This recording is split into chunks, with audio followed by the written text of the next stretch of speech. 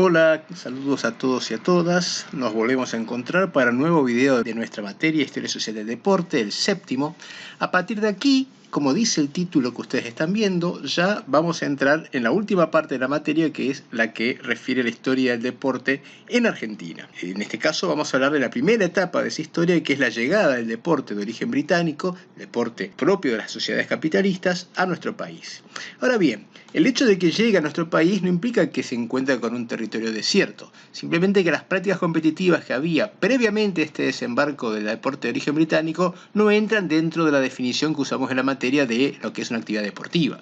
Preferimos utilizar el nombre de prácticas competitivas para referirnos a estas actividades. Entonces, una, por ejemplo, es esa actividad que ustedes tienen en la imagen de fondo, que es la chueca, un juego que se sigue practicando en algunas regiones del noroeste argentino y que consiste en dos grupos enfrentados entre sí por la disputa por un territorio, utilizando esos palos, esos objetos alargados de madera, de manera un poco similar a lo que es el hockey. Si pasamos a otro tipo de actividades todavía muy populares en las zonas rurales, tenemos el patio y las carreras de caballos, ambas actividades que tienen que ver ya con la presencia española en nuestra región. Y también de origen español son los juegos coloniales que se practicaban sobre todo por parte de los niños en las ciudades, pero también en el campo, como la taba, el trompo, el lanzamiento de tejo, etc.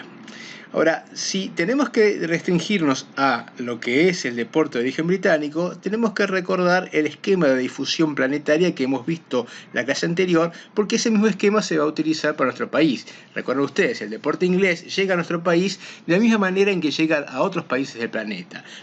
Es una creación de la élite inglesa que la desarrolla fundamentalmente en dos espacios centrales de su sociabilidad. Primero las escuelas, las famosas public schools de las que hablamos hace unas semanas, y luego los clubes, esas entidades de asociación entre los miembros de ciertos sectores de la clase social inglesa. Estos miembros de la élite inglesa lo van a difundir en todo el planeta a medida que se expande la actividad económica de origen capitalista. En esta expansión los ingleses se van a radicar en diferentes lugares del globo, incluyendo a nuestro país, incluyendo a Argentina.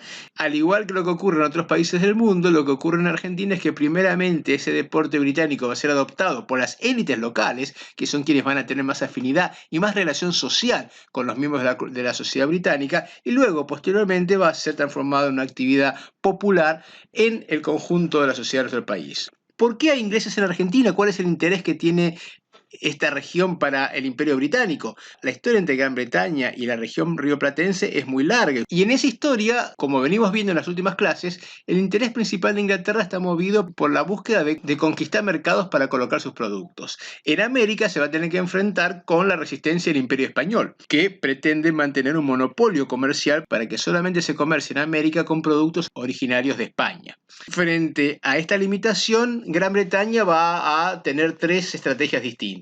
La primera, que será fallida, es la que tienen representado en el cuadro de aquí en el fondo de la escena, es la conquista. Como bien saben ustedes, porque lo han aprendido en el colegio, Inglaterra va a llevar dos intentos fallidos de invasión de Buenos Aires en 1806 y en 1807, que terminarán con derrota. Además de este intento fallido, otra forma para intentar penetrar comercialmente en los territorios dominados por el Imperio Español va a ser a través del contrabando para sortear las barreras monopolistas. Buenos Aires va a ser un puerto bastante débilmente vigilado por las autoridades del virreinato, por lo tanto, Inglaterra va a lograr penetrar con cierto éxito a través de este mecanismo. Sin embargo, la forma más exitosa que encontrará para desarrollar sus intereses comerciales va a ser la de conseguir que los países americanos, entre ellos Argentina, se independicen del reino español. Como bien saben ustedes, Inglaterra es uno de los principales aliados de Argentina en esa búsqueda de independencia frente a España, por el objetivo comercial de conseguir que Argentina con el objetivo comercial de lograr que Argentina, como país independiente, pueda establecer relaciones de libre comercio con Inglaterra. Va a desarrollarse un comercio muy rico, donde Inglaterra venderá sus mercancías a nuestro país y también comprará una serie de productos, sobre todo vinculados con la ganadería, como la carne vacuna, como el cuero y como también la lana. Recordarán ustedes en la clase anterior que hablamos de Thomas Hogg, ese estanciero que se va a radicar tempranamente en la Patagonia para explotar el comercio lanar. Esto se traduce en el muy temprano reconocimiento de Inglaterra de la independencia de Argentina y afirma un tratado comercial que se hace en 1825. ¿Quiénes son los ingleses que se van a radicar en Argentina? A nosotros nos interesa sobre todo el perfil de esa colonia británica que estará aquí. Lo hemos dicho en las clases anteriores y lo repetimos. No hablamos aquí de sectores de clase baja, no hablamos de sectores populares, no hablamos de obreros, sino que hablamos de más bien dueños o gerentes de empresas, empleados de jerarquía de las casas comerciales, dueños de industrias, banqueros, etc. Terratenientes como el propio Hawke del que hablamos recién. También van a ser muy importantes, sobre todo para nuestra materia, los maestros, y eso tiene que ver con que los ingleses, al radicarse en nuestro país, van a establecer, como en otros lugares del mundo, colegios para educar a sus hijos, y para esos colegios van a necesitar maestros. ¿Y por qué es importante para nosotros? Porque, como saben, en los colegios es donde se va a practicar el deporte inglés, y en Argentina, los primeros lugares en los que se practicará deporte británico van a ser las escuelas británicas. El hecho de las escuelas nos pone en contacto con algo de lo que hablamos también en las clases anteriores, la importancia que tienen para los ingleses las prácticas asociativas y la búsqueda de reproducir fuera de Inglaterra las condiciones de vida que tenían en su sociedad de origen. Entonces, en Argentina, como en otros lugares del planeta, los ingleses van a crear tempranamente una densa red de instituciones asociacionistas, como los clubes, como que los hablamos antes, pero también como las iglesias, que tienen que ver con su religión diferente con respecto a la que hay en el país. Recuerden que Inglaterra es un país protestante. Las escuelas, las que hablamos antes, los cementerios, los hospitales, etc. En esas instituciones los ingleses van a tender a mantener una cierta distancia con los restos de la sociedad, buscando preservar espacios de sociabilidad propios para su cultura. Acá tienen algunos ejemplos de estas asociaciones. Igual que dijimos la vez pasada, no se preocupen por esta numeración. No necesitamos que ustedes se aprendan de memoria ni los nombres ni las fechas. Sí que vean la enorme cantidad que hay y lo tempranamente que aparecen. Fíjense las fechas. Al poco tiempo de producirse la independencia de Argentina de España, en los 10 o 20 años siguientes, ya aparecen un montón de instituciones. Y el hecho de que haya muchas instituciones tiene que ver con la gran cantidad de ingleses radicados en nuestro país. Como ven aquí, tienen bibliotecas, tienen colegios, tienen iglesias, tienen cementerios, tienen hospitales y tienen periódicos que para nosotros van a ser muy importantes porque gracias a la lectura de esos periódicos es que nos enteramos de las actividades que desarrollaban. Acá tienen en la imagen dos conocidos como el British Packet y el Standard, a los cuales se pueden agregar otros, uno de los cuales hasta hace poco seguía saliendo como era el Buenos Aires Herald. En cuanto a lo que nos interesa a nosotros, que es el deporte, acá tienen la imagen de uno de los sitios más conocidos del deporte británico, que es el Buenos Aires Cricket Club, que sigue existiendo aunque con otro nombre, así como aparecen tempranamente clubes, hospitales, escuelas y otros espacios de sociabilidad británica, también van a aparecer muy rápidamente las actividades deportivas de ese origen. Ya en 1826 tenemos un club de carreras de caballos, también tenemos 20 años después se creará otro club y habrá también clubes de carreras atléticas, clubes de natación, pero el Buenos Aires Cricket Club, del que ustedes tienen ahí, tiene una larga historia. Fíjense que ya en 1806, cuando se producen las invasiones inglesas, ya se juega al cricket en Argentina. Y los que juegan al cricket son los soldados. Recuerden que hemos mencionado esta popularidad enorme del cricket en Inglaterra que hacía decir que allí donde hubiera ingleses había partidos de cricket. Y eso ocurrió en nuestro país, ¿no? En las invasiones inglesas ya hubo partidos de cricket entre los propios soldados. El Buenos Aires Cricket Club tiene un antecedente en 1831, un club que no tuvo estabilidad y que luego desapareció, pero luego en 1861 se funda con ese nombre. Si avanzamos más allá del cricket y pensamos en términos generales las otras actividades deportivas, tenemos una enorme lista de clubes, de los cuales, como les decimos, no nos interesa que ustedes se aprendan de memoria estos nombres, simplemente vean la cantidad y la diversidad de actividades que desarrollan. Aquí tenemos a los hermanos Hawke, de los que hablamos en la clase anterior, que son quienes van a fundar ese club de fútbol donde se realiza el primer partido en nuestro país y en toda América del Sur. Acá tienen a la derecha el monumento que representa ese hito. Tienen clubes náuticos, clubes de remo, clubes de cricket en otros lugares del país, en Rosario, en Lomas, en Chascomús. Y ya para los años 80, la cantidad de clubes que practican ciertos deportes es tan grande como para que ya se realicen campeonatos. Y aquí ya no tenemos simplemente clubes, sino que tenemos una competencia regular de actividades deportivas. Y en esas competencias, para nosotros, lo central va a ser el fútbol, como veremos en la siguiente parte de la clase. En 1891 se realiza el primer campeonato de fútbol en nuestro país, que no tuvo descendencia, ya que el año siguiente esa liga se disuelve, pero se vuelve a crear en 1893, que es el antecedente directo de lo que hoy es la AFA. Como parte de esa liga de fútbol, tenemos uno de los clubes más conocidos, de los que hablaremos enseguida en esta clase, que es Alumni. Antes de concentrarnos en el fútbol, una simple mirada a otras actividades deportivas que tenían residentes de colonias deportistas, pero no ingleses, ya que en Argentina, a partir de la independencia, van a radicarse no solamente ciudadanos británicos, sino también de otros países, y estos ciudadanos van a tener también sus propios deportes. Aquí en la imagen, tanto a la izquierda como arriba a la derecha, exponentes de un deporte que va a ser muy popular en nuestro país, diríamos el más popular antes del desarrollo del fútbol, que es la pelota vasca, que por supuesto tiene su origen en la inmigración vasca en nuestro país. También tenemos el Club de Residentes Extranjeros, que es muy temprano, donde se practican deportes de salón, como por ejemplo el ajedrez. Tenemos también el Club Alemán, que tienen aquí en la foto, que también tienen su larga historia, fíjense que tienen más de 150 años. Tenemos también los inmigrantes de origen suizo, que van a practicar deportes vinculados con el tiro. Y ya para fines del 19, a esas actividades también hay que incluir otras vinculadas con la colectividad italiana, como el ciclismo. Sabrán ustedes que el ciclismo es uno de los deportes más populares en Italia, casi al pie de igualdad con el fútbol. Digamos dos rasgos sobre la relación de la élite argentina con las actividades deportivas. Para la élite criolla, las actividades deportivas van a ser un espacio de interés, pero no tanto como un lugar al cual ir a ver partidos, ir a ver el espectáculo deportivo. Eso va a ser algo, aunque va a existir eso, ya que van a, por ejemplo, en lugares como el hipódromo o incluso, como veremos en la clase de hoy, en partidos de fútbol. Esos lugares para la élite serán fundamentalmente espacios de sociabilidad, es decir, espacios en los cuales se encuentran. Y la competencia deportiva va a ser más que nada una especie de excusa para ello, ¿no? Se van a ir encontrando a los palcos del hipódromo o del Jockey Club más como espacio de encuentro que como lugar de observación de una actividad deportiva. Al igual que los británicos, la élite local también tendrá sus propios espacios de sociabilidad, como el Jockey Club, que sigue existiendo, el Club de Progreso o Gimnasia y Esgrima, ¿sí? La actual GEVA, que es un club, como todos los que tienen ese nombre, de origen elitista. Clubes de Gimnasia y Esgrima son clubes de la alta sociedad, que luego, a partir del siglo XX, se van a transformar en clubes populares como son en la actualidad.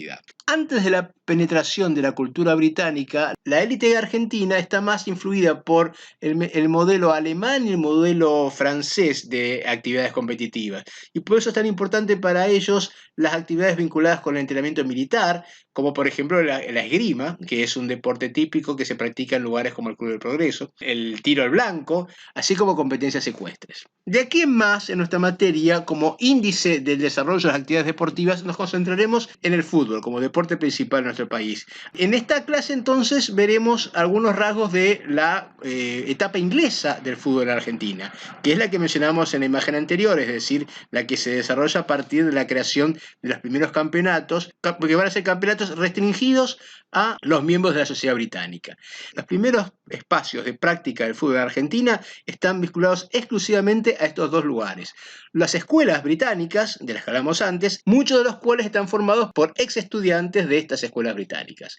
En las escuelas, una figura central es la que tienen aquí abajo en la foto, que es Alexander Watson Hutton, conocido en Argentina como Alejandro, que es, como muchos de ustedes quizás sepan, quien va a ser el introductor del fútbol en forma regular en nuestro país. Digo en forma regular porque hemos visto nosotros en la clase anterior que ya los hermanos Hawk habían practicado el primer partido de fútbol en Palermo, con ese Buenos Aires Fútbol Club que van a crear en 1867.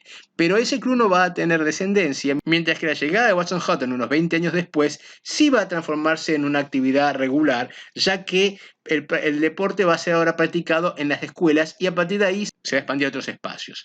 Quien tiene la foto de arriba a la izquierda es el equivalente de Alexander Watson Hutton, pero en la ciudad de Rosario, es Isaac Newell, también un educador de origen inglés, traído por las escuelas británicas en esa ciudad para impartir la enseñanza del fútbol. Como ustedes saben, de Newell sale el nombre de uno de los principales clubes de esa ciudad, que es Newell's Old Boys. Gracias a estas figuras, a partir de los años 80, varias escuelas para miembros de la comunidad británica van a tener al fútbol como práctica deportiva regular. Y entre ellas se van a producir los primeros campeonatos de fútbol. El primero, como dijimos en la imagen anterior, es en 1891, que se va a discontinuar en el año siguiente, pero como dijimos, luego en el año 1893 se va a establecer de forma regular. De allí tenemos la creación de la Argentine Association Football League que mencionábamos antes. En 1901, en esa liga se va a producir un cambio importante. Se va a prohibir que los clubes tengan el nombre de la escuela de la cual han sido originarios.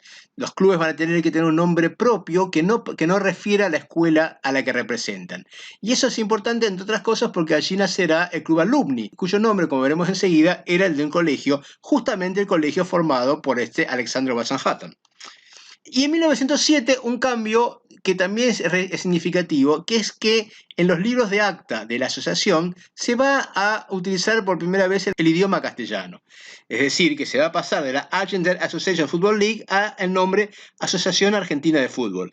Este cambio es importante porque nos muestra que el fútbol ha dejado de ser algo vinculado exclusivamente con la colectividad británica y de alguna manera se ha transformado en algo que podríamos llamar criollo. Atención, criollo no quiere decir popular. La clase siguiente veremos la diferencia entre estos dos elementos, porque lo que tendremos a partir de estos años es un fútbol en el cual se hablará en castellano, pero seguirá siendo todavía un espacio bastante restringido para miembros de clubes de élite, aunque eso rápidamente va a empezar a ir cambiando y ya a partir de los años 10 el fútbol será, como en la actualidad, un deporte popular. Como recordarán, para los ingleses el deporte era no meramente una actividad recreativa, sino fundamentalmente un medio de incorporación de valores. Y eso se va a replicar también en el caso de la colectividad británica en Argentina. En lugar de ser el deporte en las public schools, estaríamos hablando aquí de los colegios de la colectividad británica, pero en ambos lugares se mantiene esta idea de que el objetivo del deporte es que los estudiantes que lo practican desarrollen una serie de rasgos de su personalidad física y moralmente. Y eso, en cuanto al fútbol, nos interesa porque habla de la importancia que tenían una serie de elementos. Quizás el más conocido de ellos sea el del fair play, es decir, lo que se suele traducir como la caballerosidad deportiva. En otras palabras, el hecho de que en la competencia no era lo principal la búsqueda del triunfo, sino sobre todo los mecanismos por los cuales se llegaban a él, los medios por los cuales se llegaba a ese triunfo. Ganar, pero no a cualquier costo, respetar al rival, respetar a la autoridad, limitar el despliegue físico para no dañar al contrario, pero al mismo tiempo sacrificarse en función del conjunto y en búsqueda de la victoria. Recuerden la importancia que tenía el deporte como formador de la virilidad para los estudiantes de las public schools. Esta idea de clase era algo que para los ingleses era en principio algo vinculado con el nacimiento, es decir, algo que se poseía. Y esto es importante porque marca una diferencia, marca una frontera entre quienes pueden y no pueden practicar este deporte. En estas palabras, es un rasgo típicamente elitista.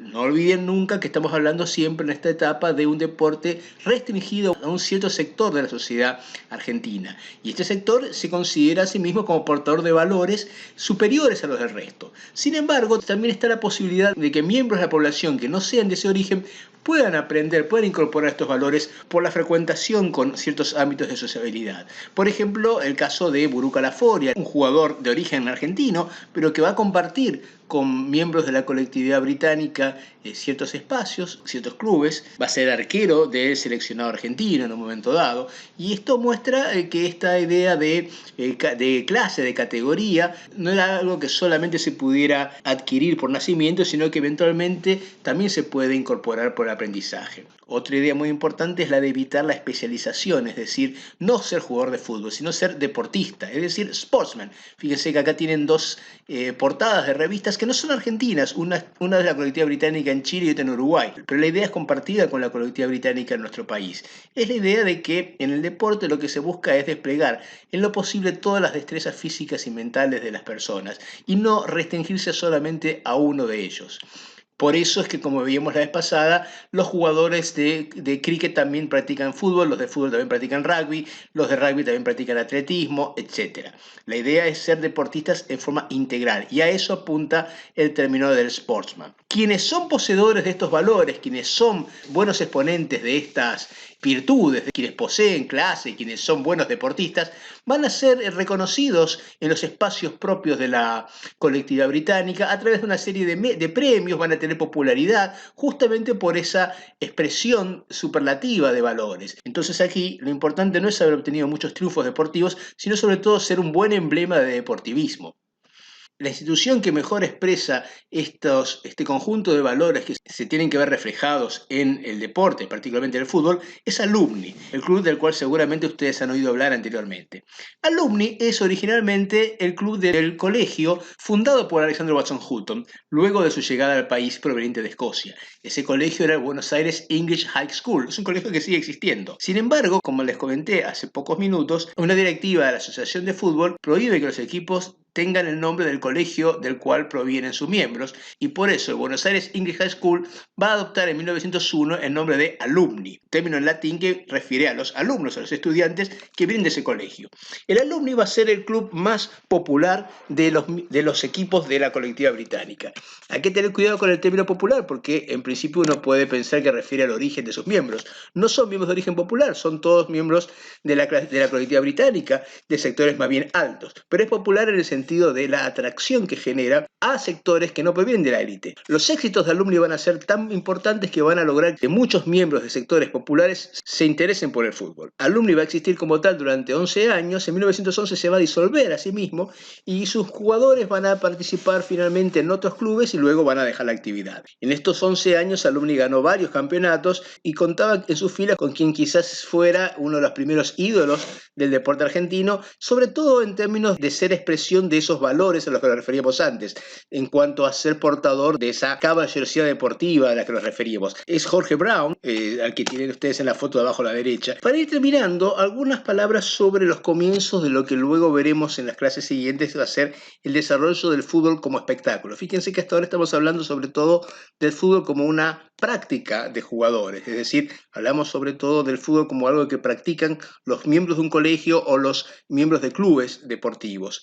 Pero ya con la popularidad del fútbol, ya para fines del siglo XIX y comienzo del siglo XX, el fútbol ya se ha transformado en un espectáculo, aunque todavía no poseerá la dimensión que adquirirá en las primeras décadas del siglo XX, cosa que veremos dentro de un par de semanas. Como indicadores de esta idea de un fútbol ya transformado en objeto de consumo de miles de personas y no solamente de práctica de algunos, tenemos la construcción de los primeros estadios. Y los primeros estadios ya empiezan a aparecer hacia el cambio de siglo, como el estadio del Club Gimnasia y Esgrima de Buenos Aires o el estadio de la Sociedad Sportiva Palermo, donde hoy están los terrenos de polo de la ciudad de Buenos Aires. Otro indicador de la importancia que tendrá el fútbol es la atención que le prestará la prensa, que ya empezará a darle espacio en varias páginas, y no hablamos aquí de prensa deportiva, sino prensa de interés general. Ustedes pueden ver aquí, por ejemplo, imágenes sobre la atención que le da la prensa a la llegada de algunos equipos extranjeros. En cuanto al público, es decir, quienes van a ver esos partidos, tenemos, diremos, una mezcla. Por un lado, como habíamos dicho antes, el núcleo originario de espectadores que van a ver estos partidos serán sobre todo los sectores de la élite, los sectores de la clase alta, los argentinos y los británicos. Recuerden, repito lo que hemos dicho antes, que los primeros miembros de los sectores locales en contacto con la colectividad británica van a ser los de la élite argentina. Estos sectores van a ir a ver los partidos, pero como decíamos, fundamentalmente como un espacio de encuentro entre ellos, y siendo el partido en sí un elemento secundario de atención.